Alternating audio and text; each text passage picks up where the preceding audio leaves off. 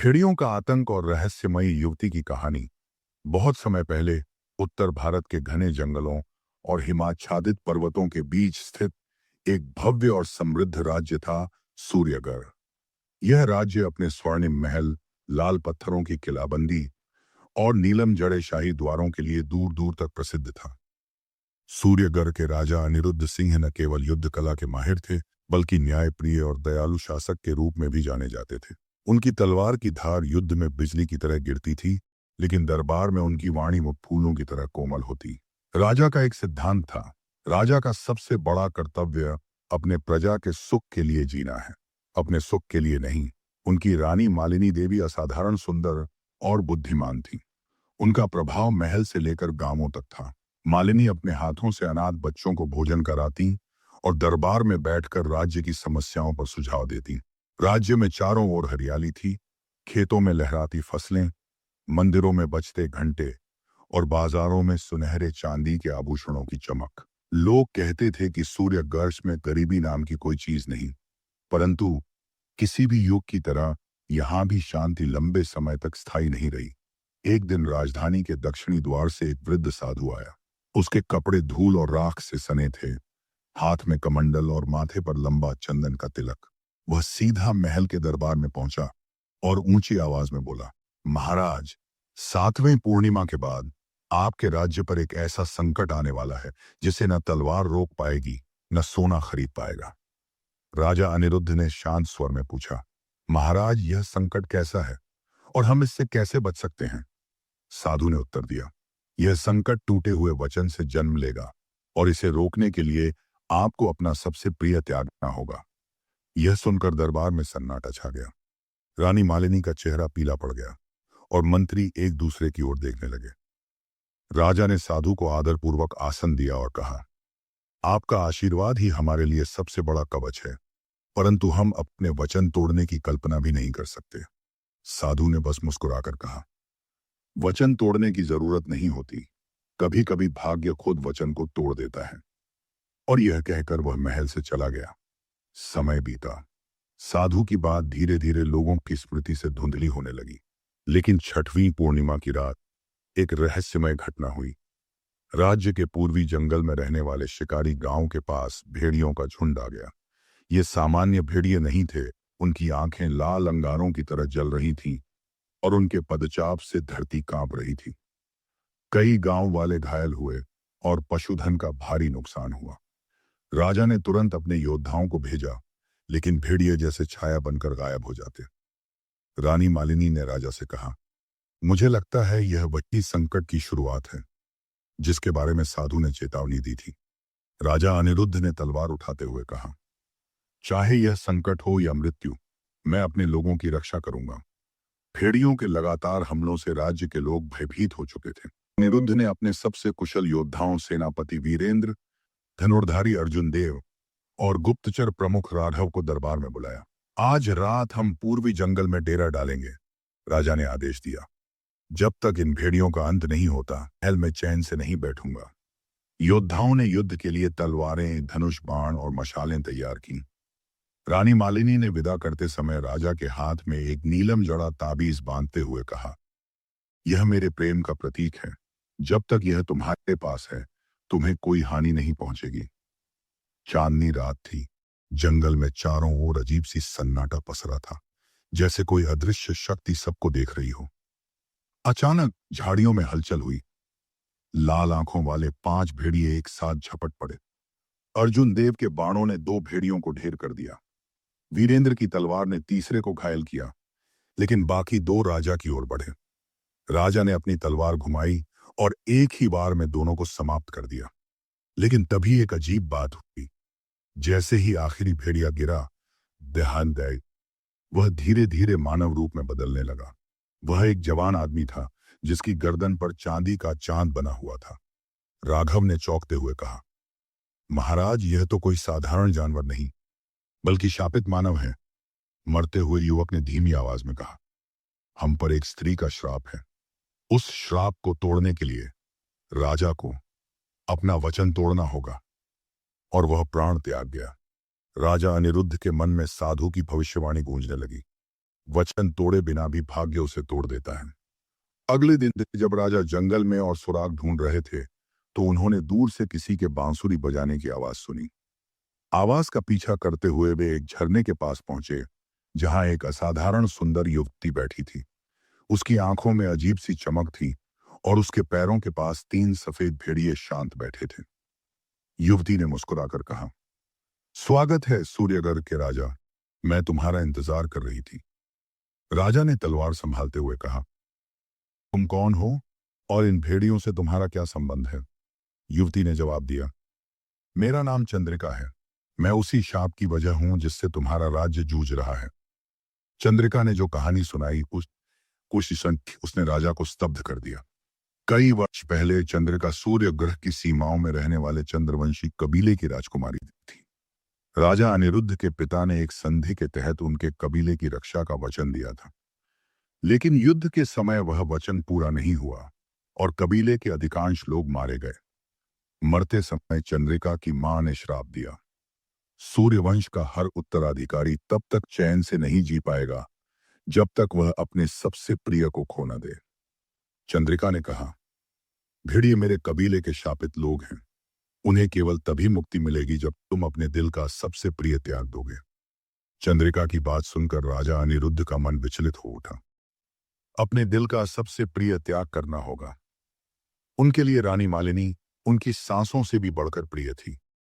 राजा ने कठोर स्वर में कहा, अगर इस श्राप को तोड़ने के लिए मेरी जान लेनी पड़े तो मैं तैयार हूं, लेकिन मैं मालिनी को कभी नहीं खोऊंगा। चंद्रिका ने रहस्यमयी मुस्कान दी। राजा, भाग्य तुम्हारे निर्णय की परवाह नहीं करता। वह अपने रास्ते पर चलता है और तुम्हारा रास्ता मालिनी से होकर ही गुजरता है।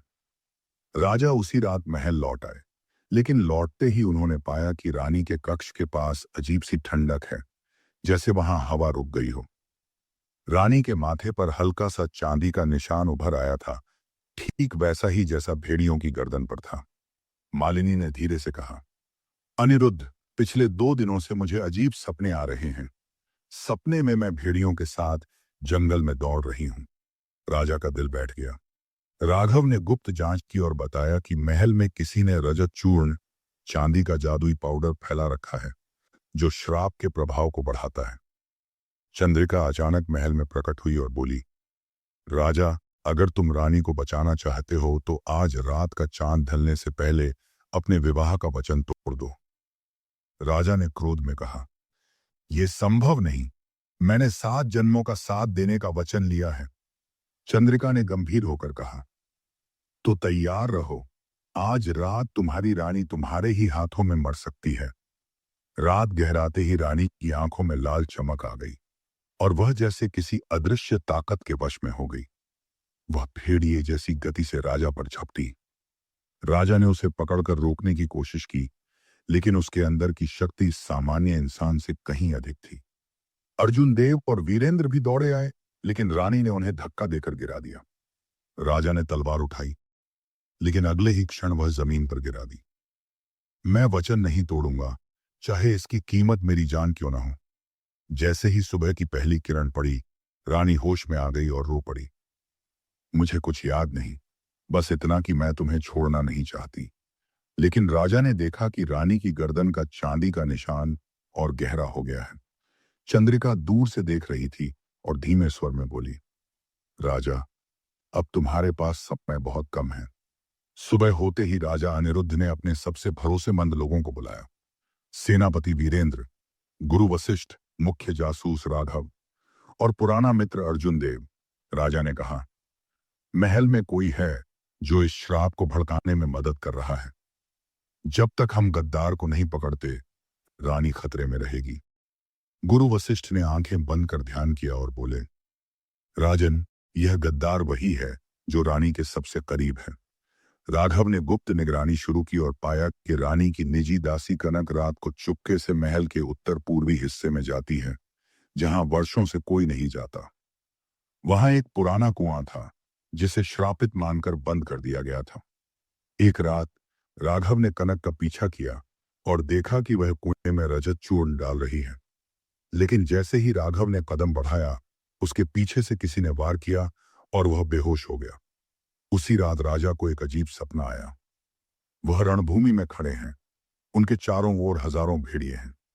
चंद्रिका दूर खड़ी है और कह रही है, श्राप तोड़ना है तो उस पर वार करो जिसे तुम सबसे ज्यादा प्यार करते हो। और उनके सामने रानी मालिनी खड़ी है, आंखों में वही लाल चमक। राजा नींद से पसीने पसीने होकर उठे। क्या सचमुच मुझे वचन तोड़ना पड़ेगा?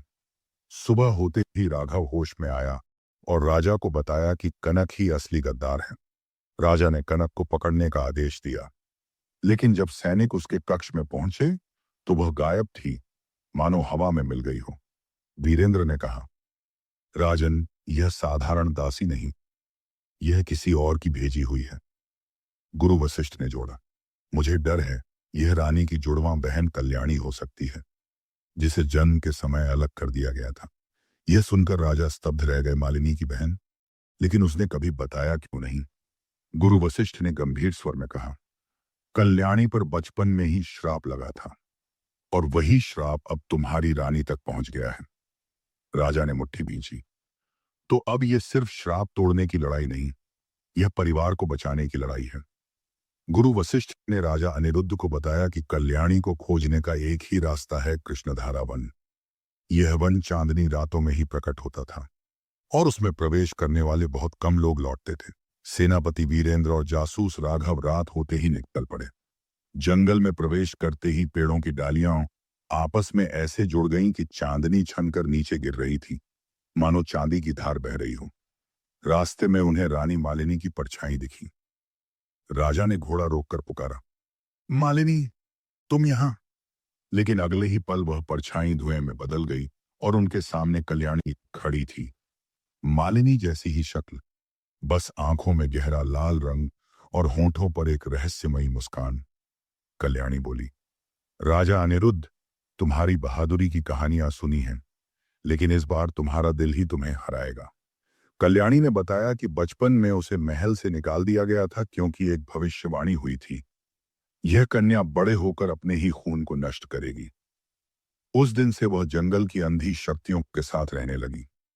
मैंने तुम्हारी रानी को नहीं चुना, श्राप ने चुना है। जब तक वह प्रेम में बंधी रहेगी, वह कमजोर होती जाएगी और अंत में मर जाएगी। राजा ने तलवार खींची, अगर तुम्हें रोकना ही श्राप तोड़ने का रास्ता है तो मैं पीछे नहीं हटूंगा। जंगल में एक भयानक युद्ध शुरू हुआ। कल्याणी ने हवा में आग के गोले छोड़ दिए, लेकिन वीरेंद्र ने अपनी ढाल से उन्हें रोक लिया।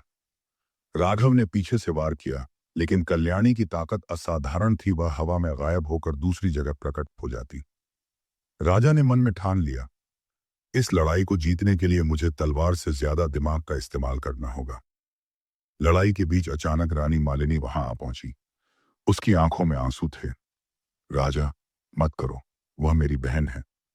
कल्याणी का चेहरा बदल गया, वह एक पल के लिए कमजोर पड़ी।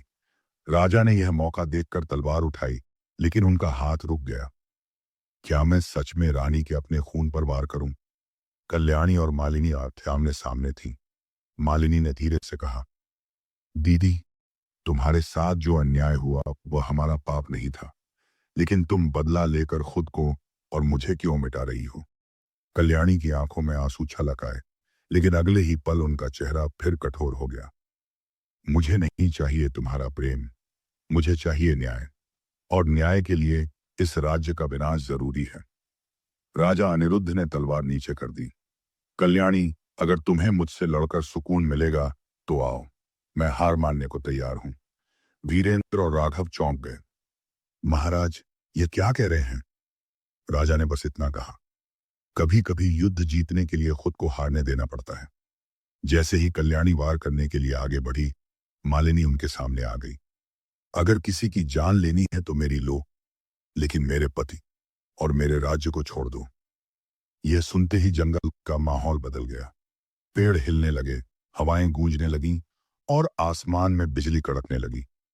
श्राप की ताकत मानो इस बलिदान से बिखर रही थी। कल्याणी के हाथ से तलवार गिर गई।